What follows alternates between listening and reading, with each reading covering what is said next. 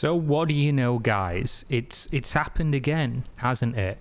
There's been another meme coin overnight millionaire situation, like the Pepes and the Papa Elon strong arm coins and whatever else have been going on. We knew this was coming. This one was called Bald Token, and they've rug pulled now, and apparently there's some conspiracy theories going around, and there's some data apparently showing that the person who made the Bald token and then just stole like $30 million. Well, they rug pulled $30 million, but they put quite a lot of that in themselves. I think they ended up making like 7 mil or something profit in like 24 hours or something like that. But apparently there's some data showing that it links back to Sam Bankman-Fried, who is obviously currently trying to evade like 7 counts from the federal government for fraud and money laundering and whatever else. Sam Bankman-Fried, of course, is the guy who was running FTX, running it like a clown, and using his other company, Alameda, to essentially take customer funds out of FTX, funnel it into Alameda, and then make ridiculous gambles with it, send it to politicians, sponsor esports events and League of Legends, Riot Games, things like that. Essentially, he was a complete degenerate, and he is responsible for wiping out tens of billions of dollars of people's hard-earned money, or at least it was hard-earned money before it got turned into cryptocurrency, and then it basically became playthings for idiots to buy Pepe coins, apparently.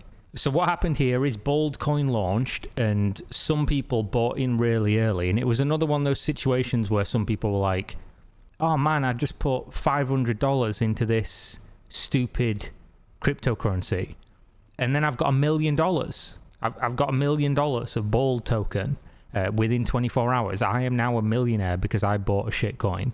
And then obviously they didn't sell it and transfer their ridiculous life-changing wealth that they've just earned. Obviously $1 million. Some people are going to say it's not life-changing. Some people are going to say it is. Depends on perspective, of course. If somebody gave me $1 million right now, it'd be pretty life-changing, not going to lie. Essentially, they didn't transfer it into another cryptocurrency.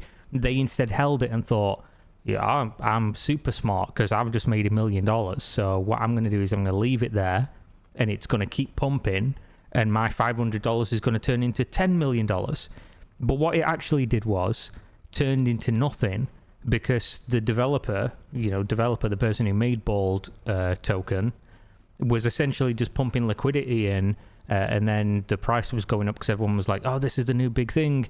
And then as soon as it hit the high of what they wanted, they just pulled all the liquidity out, and then it's just dead. Like there's no value to it anymore. There's nothing to trade within the liquidity pool. So if you had $1 million when it was at the all-time high, congratulations, you now own nothing. The government will be very happy because they'd love for us all to own nothing.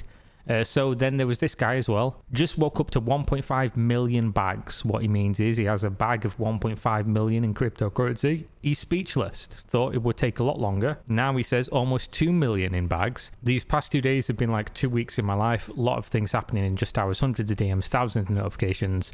Thanks to those who are happy for me and have congratulated me. Speechless indeed. But then he didn't sell it. So now he has nothing. So what is allegedly happened is crypto sleuths have found connections between Alameda Research and the deployer wallet of Bald, the deployer wallet being the one that started it all, deployed the smart contract. So the Hyperam Bald token pushed prices 4 million% from issuance and attracted over 68 million from traders. Now, far be it from me to say there isn't, crazy life-changing returns to be made in the wild west of cryptocurrency. But if you see a token pop up and you don't know who's making it, and it's called Bald, and it's up 4 million%, or any million of percent, or tens of thousands, that doesn't look very legit, does it? It's probably not a great idea to be putting your money into it unless you're one of those people who are clever enough and detached from your feelings enough to put in a couple $100 if you've got it to lose, and then as soon as it goes up to $1 million, hundreds of thousands of dollars, immediately sell it if you can, because obviously sometimes, like if we remember Squid Game, people were like, I'm going to buy into this cryptocurrency where there's no way to sell it. You can't physically sell the thing. So as soon as you put money in, it's locked. And then they thought they'd made loads of money, but they didn't read the small print that you couldn't sell it. Obviously, sometimes you can, sometimes you can't, depends on the situation. Some people probably did make a whole bunch of money from this. Definitely the guy who scammed everyone with a rug pull. Now, what is the evidence here that they're saying it's related to Sam Bankman-Fried? So, on-chain data suggests interactions between the meme coin Bold's deploy contract and one of the wallets tagged by Nansen as belonging to Alameda Research, the trading company founded and controlled by Bankman-Fried.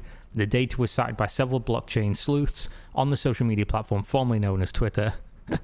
It's a thing we've got to say. And it's been validated by CoinDesk. So as you can see here, this is an Alameda Research wallet address, and it's interacting with Bald. Now, who owns this wallet? Who has control of it? Who knows? But considering it is a wallet that has been used by a company owned by Sam Bankman-Fried, a little bit weird, right? A little bit odd. So Wintermute's head of research, Igor Igamberdiev, sorry mate, I apologize, tied another wallet address to Alameda, stating its owner showed strong technical capabilities and proved to be a savvy, decentralized finance user, trading on the first version of DYDX and Oasis, as well as voting on the first proposals from SushiSwap.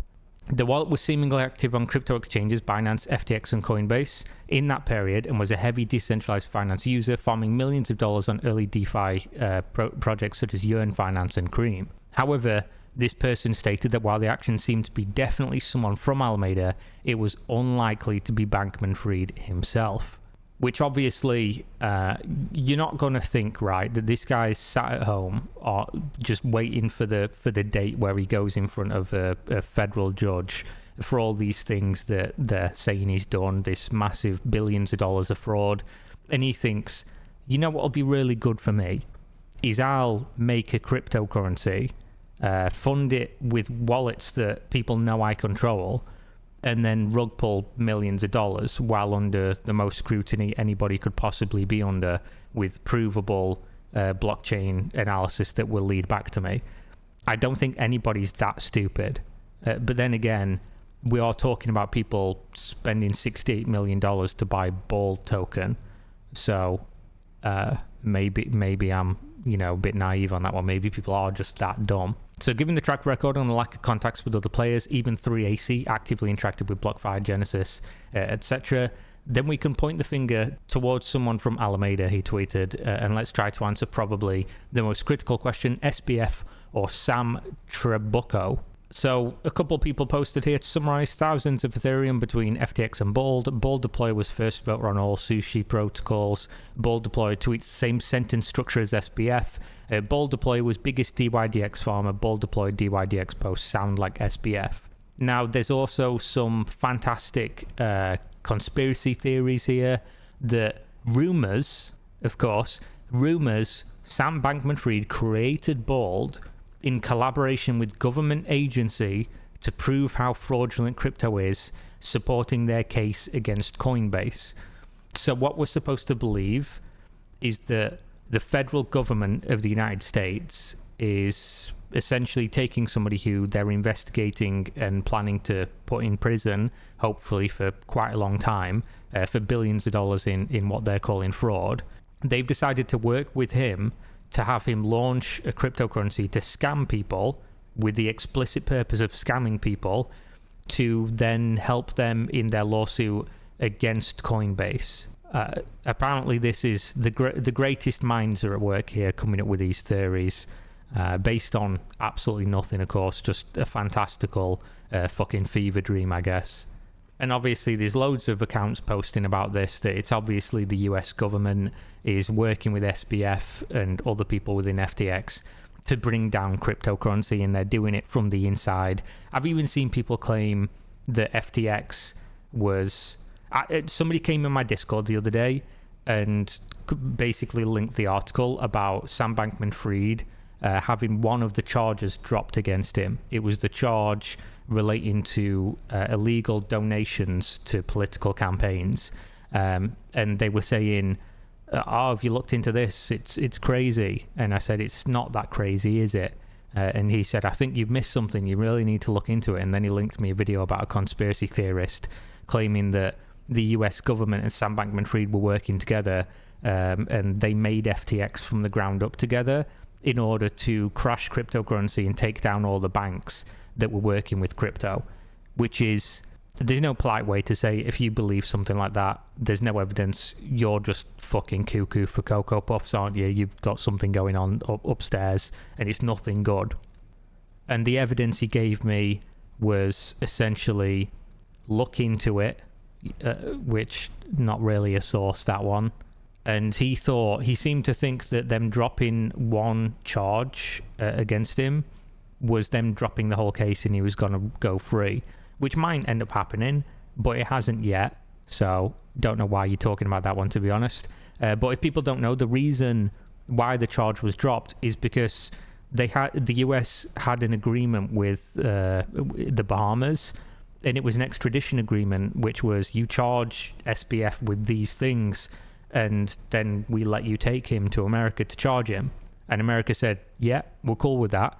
They took him to America, and then they started adding on charges, which is obviously against the agreement and obviously bad for relations with a foreign government. You shouldn't be saying we're going to do X and then doing Y and changing the terms later. It's just bad. So they dropped that charge. The other ones are still there.